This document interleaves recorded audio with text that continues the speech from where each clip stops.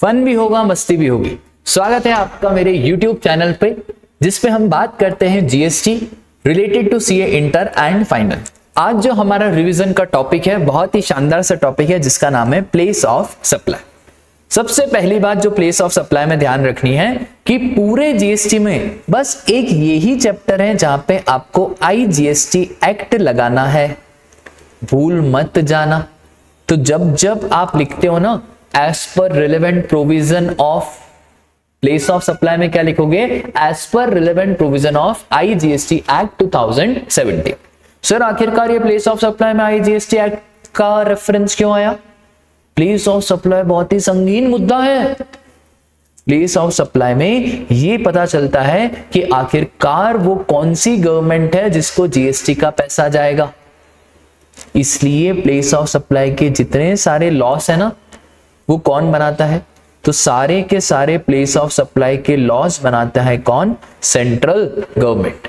तो place of supply chapter में जो भी लॉ बनाएगा वो कौन बनाएगा सर? Central government. इसलिए यहाँ पे हम आईजीएसटी एक्ट पढ़ेंगे। सबसे पहले सेक्शन नंबर 7 बच्चों जैसी बात करता है। क्या बच्चों जैसी बात?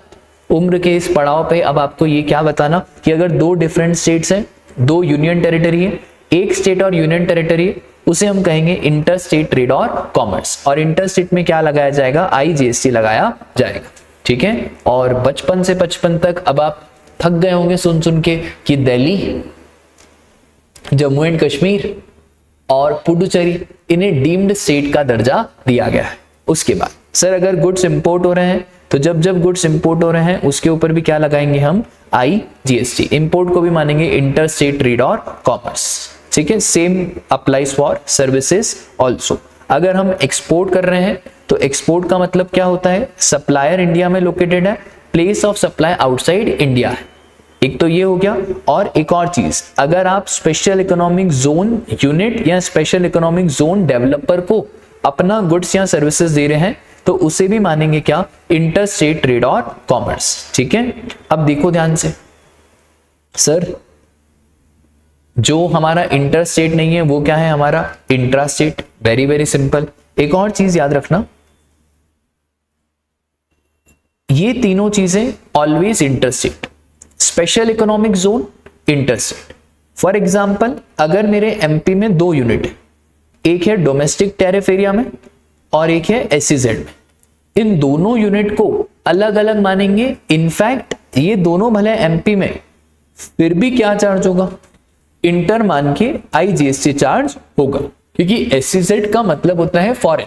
जैसे हम इंडिया वालों के लिए गोवा का मतलब होता है फॉरेन, वैसे ही जीएसटी वालों के लिए एसईजेड का मतलब होता है फॉरेन। सर इंडिया में गुड्स इंपोर्ट हो रहे हैं तो वो भी क्या मानेंगे? इंटर स्टेट मानेंगे till they cross custom frontiers. एक बार इंडिया की सरजमी पे आ गए फिर आप इधर उधर बेच रहे हो तब तो फिर वो डिपेंड करेगा कि विद इन स्टेट है या आउटसाइड स्टेट है। और वेरी इंपॉर्टेंट, टूरिस्ट राजा, अगर कोई फॉरेन का, इंग्लैंड का कोई बंदा एमपी में आके गुड्स खरीद रहा है, सप्लायर भी एमपी का है और गुड्स खरीदे भी एमपी में जा रहे हैं, पर फिर भी उसको क्या माना जाएगा? इंटर माना जाएगा, क्योंकि राजा वो जो इंग्लैंड का बंदा है ना, उसको रिफंड लेना रहेगा। तो रिफंड लेना रहेगा तभी उसको क्या मान लेंगे हम? इंटर। और अल्टीमेटली गुड्स इंडिया में तो कंज्यूम होंगे ही नहीं, वो फिरंगी बाहर जाके उसको कंज्यूम करेगा। ठीक है, बहुत बढ़िया। Section number 9 of IGST simple सी बात करता है कि अगर टेरिटोरियल वाटर्स ऑफ इंडिया में सप्लाई हो रही है। सर टेरिटोरियल वाटर्स का मतलब क्या होता है? तो यार टेरिटोरियल वाटर्स ऑफ इंडिया, जैसे ये हमारा इंडिया, ये मेरा India, I love my India, तो यहां से लेकर यहां तक 12 नॉटिकल माइल्स तक भी क्या मानेंगे? इंडिया मानेंगे। ये जो 12 नॉटिकल माइल्स है ना, इसी को बोला जाता है क्या? TW, territorial waters of India. In fact यहां से लेकर यहां तक 188 नॉटिकल माइल्स तक, उसे भी क्या माना जाता है सर? इंडिया ही माना जाता है। तो ये जो 188 नॉटिकल माइल्स है, यहां पे EEZ होता है। EEZ is exclusive economic zone, जहां पे इंडिया के लोगों को ही अधिकार है। तो for the purpose of EEZ, this part will also be treated as India. अब समझो ध्यान से, सर कोई सप्लायर यहां बैठा हुआ है, तो पता कैसे चले कि कहां से सप्लाई कर रहा है? तो TWI का सरकार ने बहुत ही सिंपल नियम निकाला। सरकार ने बोला TWI में हम पता है क्या करेंगे,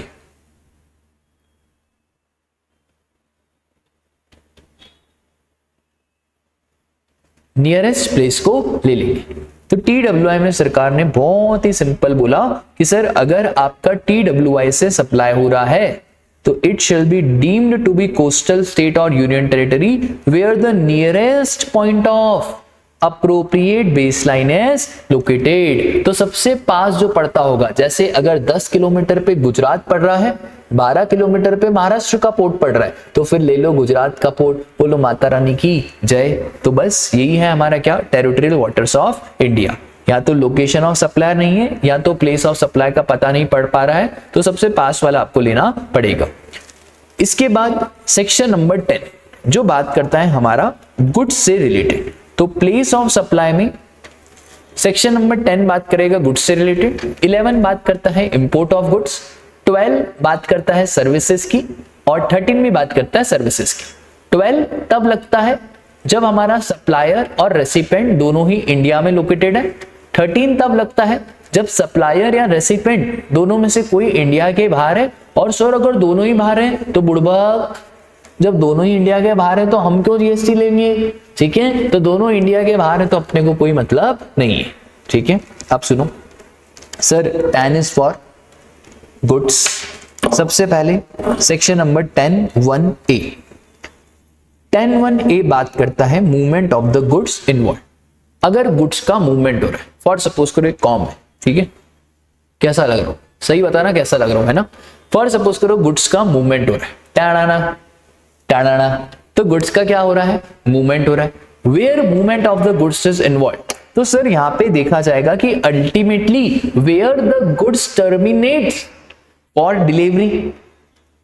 इन शॉर्ट, क्या हमारी डिलीवरी प्लेस है, कंजम्पशन प्लेस है, उसी को मान लेंगे place of supply. Goods Maharashtra से MP जा रहे हैं, तो सर प्लेस ऑफ सप्लाई क्या बन गया? MP। बेटा इस चैप्टर में बस दो ही चीजें, लॉस पॉस, और चैप्टर खत्म। LOS is location of supplier,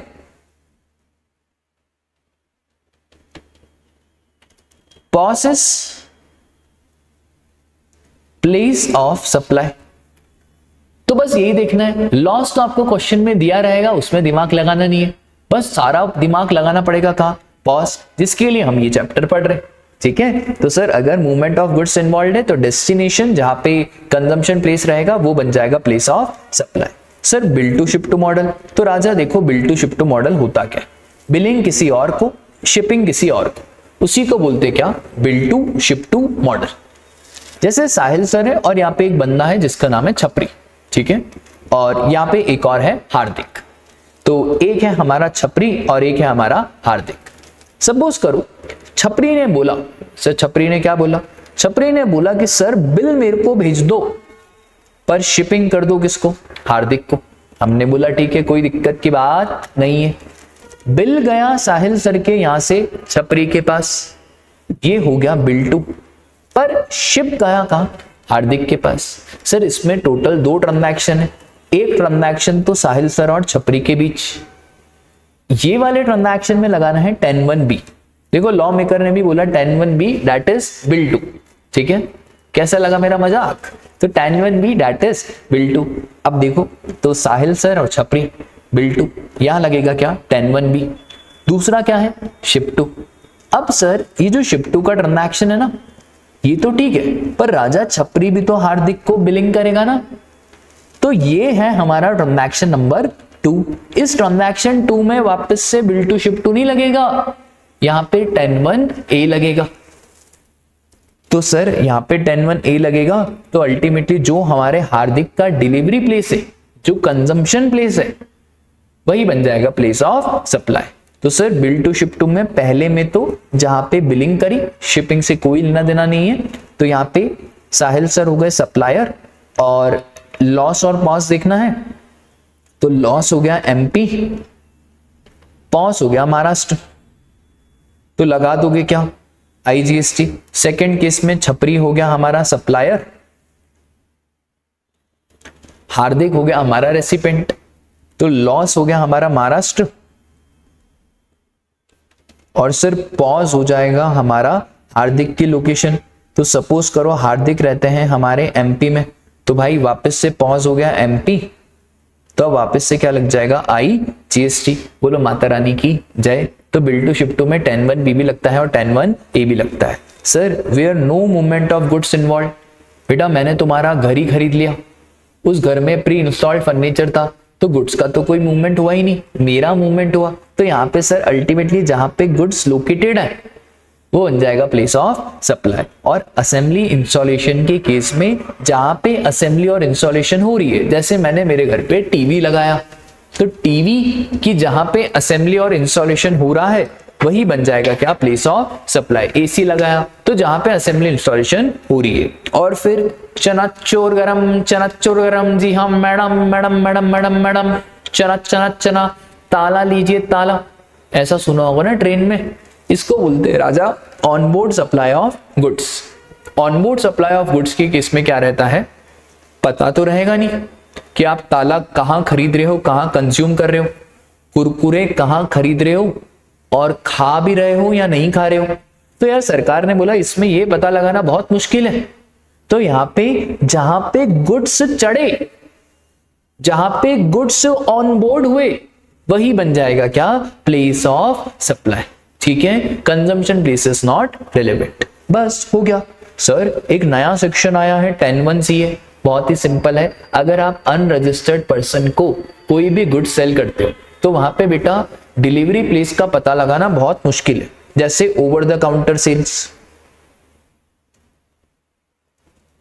है ना, ओवर द काउंटर सेल्स का मतलब है जैसे आप कभी दिल्ली जाओ, अमृतसर जाओ, आप कुछ लेके आए, अब वो यार इतना टाइम पास उठ करेगा, सर बताओ आप इसको कहां यूज करेंगे।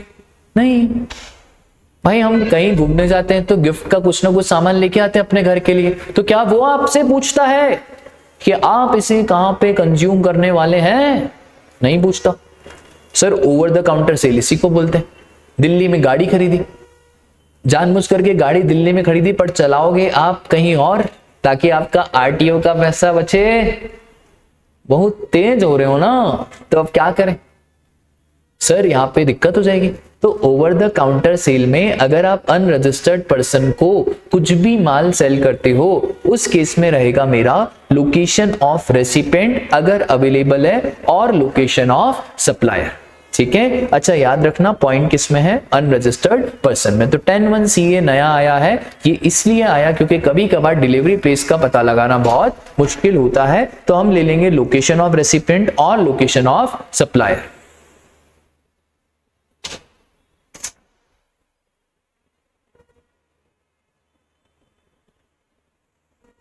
ठीक है, ये है हमारा 10(1) तो where address of unregistered person is recorded, तो ले लो आप लोकेशन ऑफ अनरजिस्टर्ड, क्योंकि एड्रेस पता है, नहीं पता तो लोकेशन ऑफ सप्लायर। और यहाँ पे स्टेट लिख दिया अनरजिस्टर्ड का तो भी चलेगा, पूरा एड्रेस लिखने की जरूरत नहीं है।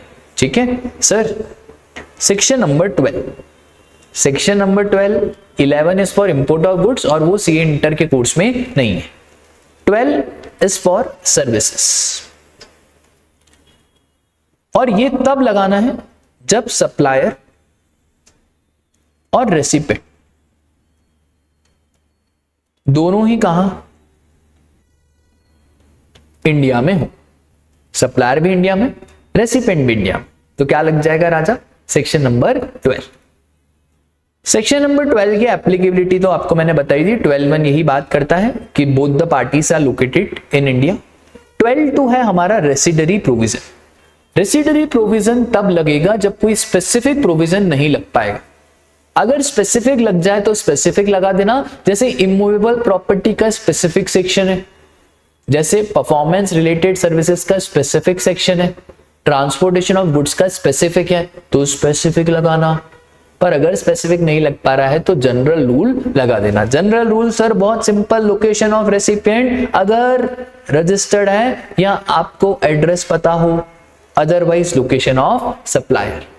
ठीक है, अच्छा बेसिक प्लेस ऑफ सप्लाई का पता है क्या नियम होता है, जहां जहां आईटीसी मिलता है ना वहां हम लोकेशन ऑफ रेसिपिएंट ले लेते हैं, और जहां आईटीसी नहीं मिल पाता है तो जहां पे वो चीज कंडक्ट हो रही है हम वो ले लेते हैं, ये बेसिक है। ठीक है, चलो आओ देखते हैं। सबसे पहले immovable property linked services. Sir अगर हम इमूवेबल प्रॉपर्टी की सर्विसेज की बात करें तो सपोज करो आपका घर बन रहा है, हर चार्टेड अकाउंटेंट का ये सपना होता है, आपका भी सपना होगा कि जैसे आप जल्दी सीए बन जाओ वैसे हम पापा मम्मी के लिए बड़ा सा घर बनाए। ठीक है, आपका सपना ये जल्दी जल्दी पूरा हो, मैं माता रानी से दुआ करूंगा। तो immovable property linked services, sir घर बन रहा है, आर्किटेक्ट की सर्विसेज है, डिजाइनिंग की सर्विसेज है, ये जो सारी सर्विसेज है ना, these are immovable property linked services. यहां पे सरकार बहुत सिंपल है, जहां इमूवेबल प्रॉपर्टी लोकेटेड है वो बन जाएगा प्लेस ऑफ सप्लाई, लोकेटेड और इंटेंडेड टू बी लोकेटेड। क्योंकि सर अगर मैं यहाँ पे डिजाइन बना रहा हूं, घर अभी बनानी है, घर बनेगा 2 साल के बाद मुंबई में, पर डिजाइन हम इंदौर में बना रहे, तो place of supply is Mumbai, क्योंकि घर कहां बनेगा, आमची मुंबई में। ठीक है, अब सुनो ध्यान से बेटा, सप्लायर भी इंडिया का है। सपोज करो सप्लायर है एमपी का, रेसिपिएंट है महाराष्ट्र का, पर प्रॉपर्टी है दुबई की। अब सरकार लॉ बना के खुद ही झांसे में आ गई, तो हमने बोला यार location of immovable property is Dubai और प्लेस ऑफ सप्लाई अगर आउटसाइड इंडिया है तो काहे बात का जीएसटी। तो सरकार ने बोला नहीं नहीं नहीं, ये दोनों तो इंडिया में है। तो सरकार ने यहाँ पे लॉ को चेंज करा और कहा कि अगर सप्लायर और रेसिपिएंट दोनों इंडिया में पर प्रॉपर्टी इंडिया के बाहर लोकेटेड है, तो उस केस में हम जो रेसिपिएंट की लोकेशन है ना उसी को बना देंगे प्लेस ऑफ सप्लाई। तो देखो ना यार, if outside India then place of supply will be the recipient location. और अगर एक से ज्यादा स्टेट में इमूवेबल प्रॉपर्टी है तो प्लेस ऑफ सप्लाई प्रोपोर्शनेटली निकल जाएगा। ठीक है सर, क्या कोई रूल्स भी हैं इसके ऊपर? हाँ, तो बेसिक से रूल्स है, बस आप सुन लो, आपको ध्यान रहेगा। पहला रूल इतना सिंपल है, मैं आपको क्या बताऊं कि भाई हमने टिकट कराई और जो होटल है वो 2 दिन आगरा और 3 दिन एमपी में बुक हो रहा है, तो बताओ कौन से रेशियो में हम बांट देंगे? 2:3। ठीक है सर, ये रेशियो हर बार लगाना है। तो देखो रूल्स तब लगते हैं जब आपका एग्रीमेंट ना हो। अगर एग्रीमेंट में लिखा हुआ है कि 1 लाख रुपए आगरा के चार्ज कर रहे हैं, 2 लाख एमपी के चार्ज कर रहे हैं, तो फिर तो सर वो 1:2 ऑटोमेटिकली रेशियो आ गया। अगर एग्रीमेंट नहीं है तब जाके तो हम रूल्स की बात करते हैं। तो रूल्स में क्या है कि सर अगर आपने होटल बुक करा तो जितने जितनी नाइट्स आप वहां पे रहे उसके हिसाब से बांट दो।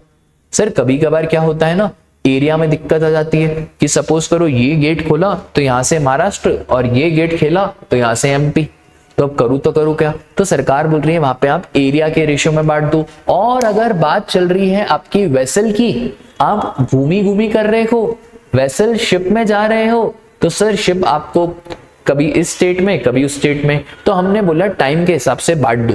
जितना टाइम इधर तो उधर रेशियो में बांट दो, अगर इधर है तो फिर उधर रेशियो में बांट दो। वहां पे वेसल और शिप के केस में टाइम के हिसाब से बंटवारा हो जाएगा, जितना जितना टाइम आपकी शिप चले।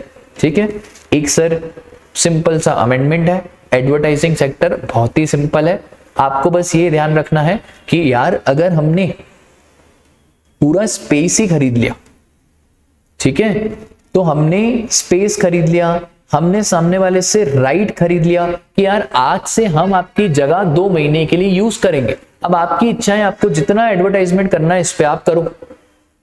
सर यहाँ पे स्पेस और राइट के केस में यहाँ पे आपका इमूवेबल प्रॉपर्टी का सेक्शन लगेगा और जहां पे ये स्पेस और राइट लोकेटेड है वो बन जाएगा प्लेस ऑफ सप्लाई। पर सर अगर आपने स्पेस राइट नहीं खरीदा, तो अगर स्पेस और राइट आपने नहीं खरीदा और सिंपली प्योर एडवर्टाइजमेंट है, तो प्योर एडवर्टाइजमेंट है तो आप सेक्शन 12(2) लगाओगे।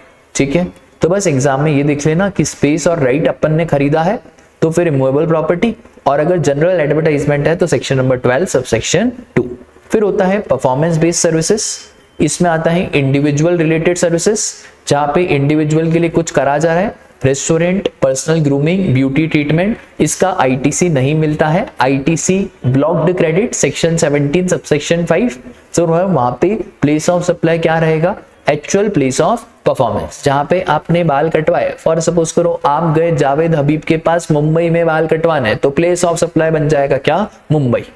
ठीक है सर। फिर ट्रेनिंग एंड परफॉर्मेंस अप्रेजल, अब ट्रेनिंग एंड परफॉर्मेंस अप्रेजल में आईटीसी मिल जाएगा, इसलिए अगर B2B है तो लोकेशन ऑफ रेसिपेंट, और B2C है तो जहां पे ट्रेनिंग कंडक्ट कराई जा रही है, जहां पे परफॉर्मेंस अप्रेजल की एक्टिविटीज कंडक्ट कराई जा रही है, वो हो जाएगा मेरा प्लेस ऑफ सप्लाई। इसके बाद very very important event linked services और इवेंट एडमिशन सर्विसेज। सर ये इवेंट लिंक्ड सर्विसेज और एडमिशन सर्विसेज क्या होती है?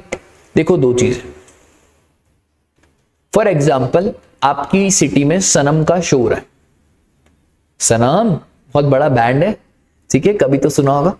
अब सनम का शो हो रहा है तो यहाँ पे बहुत सारे लोग जाएंगे, साहिल सर जाएंगे, दीपिका जाएगी, आलिया जाएगी, और भी बहुत सारे लोग जाएंगे। इसे कहा जाता है इवेंट एडमिशन सर्विसेज। ठीक है, इवेंट एडमिशन सर्विसेज मतलब ये जो हम जा रहे हैं ना इवेंट में, that is event admission service. तो सर एक बात बताओ, इवेंट एडमिशन सर्विसेज में प्लेस ऑफ सप्लाई क्या? वेरी वेरी सिंपल, जहां पे इवेंट हो रहा है वो। अगर इवेंट इंडिया के बाहर हो रहा है, दुबई में हो रहा है, तो सर दुबई मान लेंगे जहां इवेंट हो रहा है वहां। सर अगर इवेंट 2 से ज्यादा जगह या 2 जगहों पे हो रहा है तो प्रोपोर्शनेट कर देंगे। ठीक है, बहुत बढ़िया, वेरी वेरी सिंपल। बेटा सनम के शो को कंडक्ट कराने के लिए बहुत सारी सर्विसेज और भी लेनी पड़ती है, जिसे कहा जाता है इवेंट लिंक्ड सर्विसेज, है ना। ये सनम रजिस्टर्ड, ये जो सर्विसेज दे रहा है ये भी रजिस्टर्ड, तो इवेंट लिंक्ड सर्विसेज में आईटीसी मिल जाता है। तो अगर B2B है, मतलब अगर सामने वाला रजिस्टर्ड है तो लोकेशन ऑफ रेसिपेंट, पर अगर रजिस्टर्ड नहीं है तो जहां पे इवेंट हो रहा है वो बन जाएगा प्लेस ऑफ सप्लाई। अक्सर शादियों में भी तो हम किसी और से सर्विसेज लेते हैं ना, शादी को मैनेज करने की, इवेंट मैनेजमेंट। पर अगर इवेंट आउटसाइड इंडिया हो रहा है तो यहाँ पे वापस से सरकार ने क्या कर दिया, लोकेशन ऑफ रेसिपेंट, जैसा हमने इमूवेबल प्रॉपर्टी में पढ़ा था। यहाँ पे इवेंट एडमिशन में there is always location of event, event linked services में there is B2B and B2C। आई बात समझ में? बस सर देखो आप, अच्छा मल्टीपल लोकेशंस पे इवेंट हो रहा है, अगर एक से ज्यादा हो रहा है तो प्रोपोर्शनेटली बांट देंगे, और अगर एक से ज्यादा कंट्रीज में हो रहा है और एक कंट्री भी क्या है, इंडिया, तो फिर प्लेस ऑफ सप्लाई उसका इंडिया बन जाएगा प्रोपोर्शनेट हिस्से के लिए। ठीक है, बोलो बात क्लियर है? बहुत बढ़िया। इसके बाद ट्रांसपोर्टेशन ऑफ गुड्स सर्विसेज की बात कर रहे हैं। ट्रांसपोर्टेशन ऑफ गुड्स B2B है, location of recipient, very simple. B2C है, लोडिंग प्लेस, जहां पे आपने ट्रांसपोर्टर को गुड्स दिया। पहले एक पॉइंट हुआ करता था कि सर अगर गुड्स आउटसाइड इंडिया जा रहे हैं तो, अब ये वाला पॉइंट हट चुका है भाई। अब आपने जहां पे गुड्स दिए, अगर मैंने इंदौर में ट्रांसपोर्टर को गुड्स दिए तो place of supply is Indore. No matter फिर गुड्स स्वर्ग जा रहे हैं, नर्क जा रहे हैं, अमेरिका जा रहे हैं, दुबई जा रहे हैं, उससे कोई लेना देना नहीं है। Sir transportation of passenger, Raja B2B है, लोकेशन ऑफ रेसिपेंट B2C है, तो जहां से पैसेंजर चढ़ा, जहां से पैसेंजर चढ़ा वही हो जाएगा हमारा क्या, प्लेस ऑफ सप्लाई। अच्छा यहाँ पे एक चीज ध्यान रखना, कंटिन्यूअस जर्नी। ठीक है, फॉर एग्जाम्पल अगर यहाँ पे है जयपुर,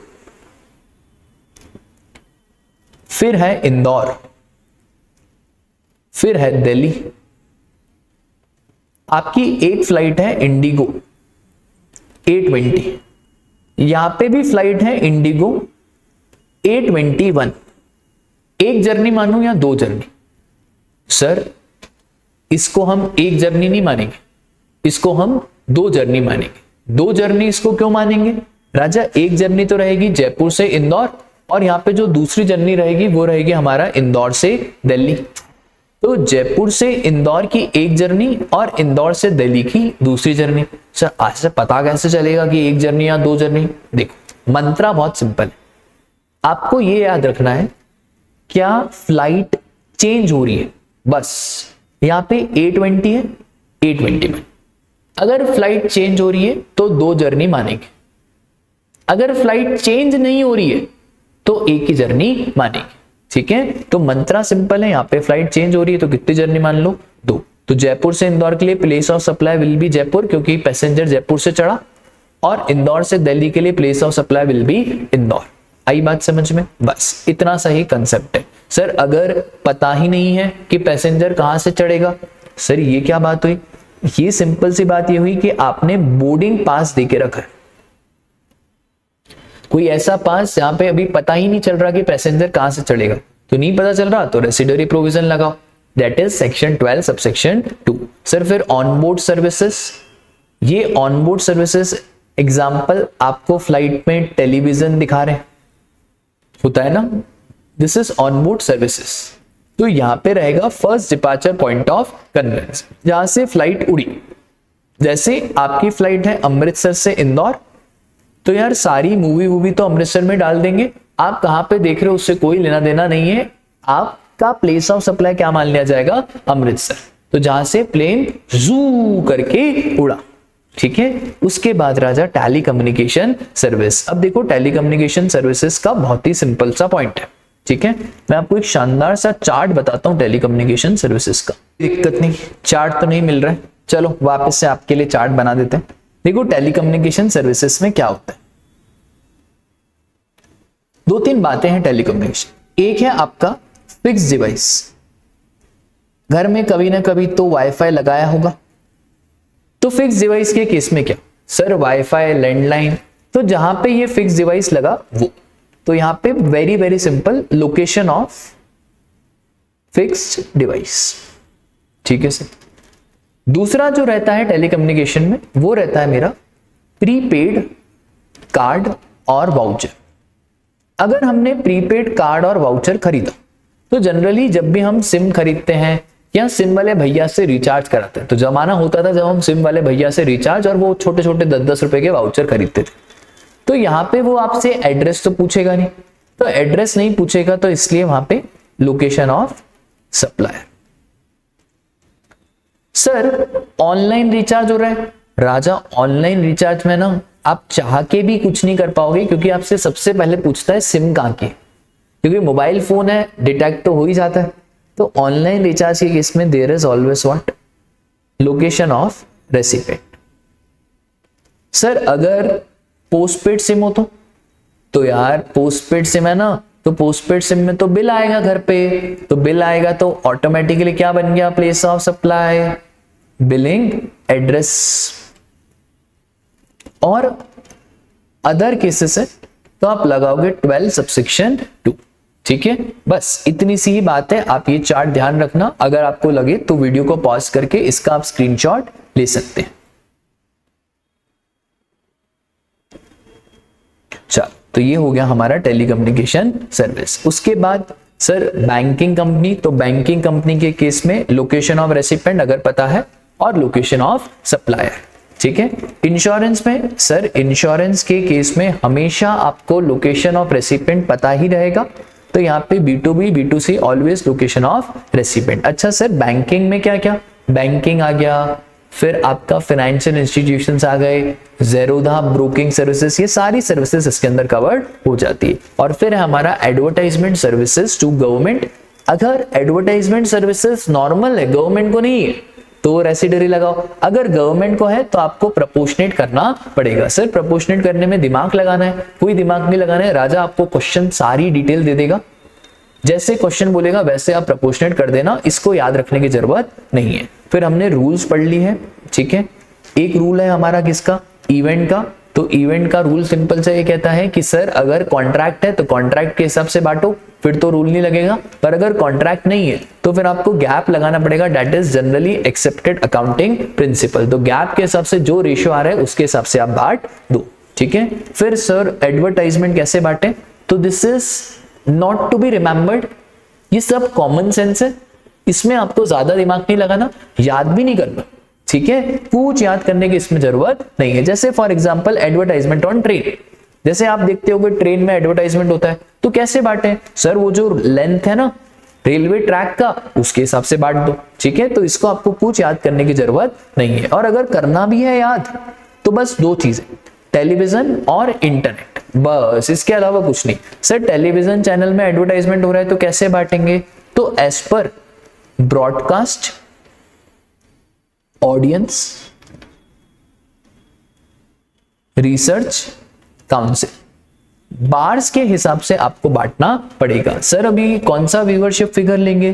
तो last week of a given quarter, ठीक है, जैसे अप्रैल में जून क्वार्टर है तो उसका लास्ट वीक आप ले लो, उसके हिसाब से आप बांट दो। और सर एडवर्टाइजमेंट ऑन इंटरनेट, तो भाई इंटरनेट में अगर एडवर्टाइजमेंट हो रहा है तो ऐसा मान लिया जाएगा पूरे इंडिया में एडवर्टाइजमेंट हो रहा है। जैसे अभी तो मोदी जी का ही राज चल रहा है ना, जहां देखो एडवर्टाइजमेंट मोदी, वो आ रही है ना टीवी में कि मोदी की गारंटी है, मोदी की गारंटी है। तो this is advertisement on internet. Internet में एडवर्टाइजमेंट हो रहा है तो इट इज डीम्ड दैट पूरे इंडिया में हो रहा है। अब सर इधर कैसे बांटेंगे? तो आपको ट्राई के हिसाब से बांटना पड़ेगा। तो यहाँ पे internet subscriber for the last quarter of given financial year, ठीक है, कौन पब्लिश करेगा? ट्राई पब्लिश करेगा फॉर सक्सीडिंग फाइनेंशियल ईयर। इसका मतलब है अगर 2023-24 की बात करें तो आपको डेटा लेना है किसका? 22-23 का। अच्छा सर 22-23 का भी कौन सा डेटा? तो लास्ट क्वार्टर का आपको डेटा लेना है, ठीक है, आई बात समझ में? तो बस इसी के साथ आपका प्लेस ऑफ सप्लाई का चैप्टर, अरे रुको रुको रुको रुको, एक छोटी सी बात रह गई, हो सकता है यही एग्जाम में आ जाए। तो that is lease the circuit. Raja lease circuit क्या होता है? कभी कभार सर्किट्स बिछाने पड़ते हैं पूरे इंडिया लेवल पे। तो अब मेरा जो सर्किट है उधर पॉइंट का सिस्टम चलता है। तो टेलीकम्युनिकेशन में हमने देखा था फिक्स डिवाइसेस। अब 2 पॉइंट हमारे सपोज करो बैंगलोर में, 1 पॉइंट हमारा बैठा महाराष्ट्र में, तो क्या रेशियो होगा? 2:1। सर कोई इंटरमीडिएट पॉइंट है बीच में एमपी में, तो क्या इंटरमीडिएट पॉइंट को भी कंसिडर करेंगे? हाँ राजा, initial point also, final point also, and my dear friends intermediate point is also to be considered, ठीक है। बोलो माता रानी की जय। इसी के साथ आपका प्लेस ऑफ सप्लाई का चैप्टर का रिवीजन भी खत्म होता है। तो वीडियो अगर आपको अच्छी लगी तो प्लीज संकोच ना करें लाइक का बटन प्रेस करने में, प्लीज जितना हो सके शेयर करें। देखो आप हो तभी साहिल सर है, वरना साहिल सर का कोई खुद का कुछ ईगो वीगो कुछ एटीट्यूड नहीं है, आपकी वजह से ही मैं हूं, खत्म, ठीक है। तो आप जितना प्यार मुझे करोगे, आप जितना वीडियो को आगे बढ़ाओगे, उतना मेरा वीडियो वायरल होगा, ठीक है। तो प्लीज चैनल को लाइक करें, शेयर करें और इसी तरह से अपना प्यार देते रहें।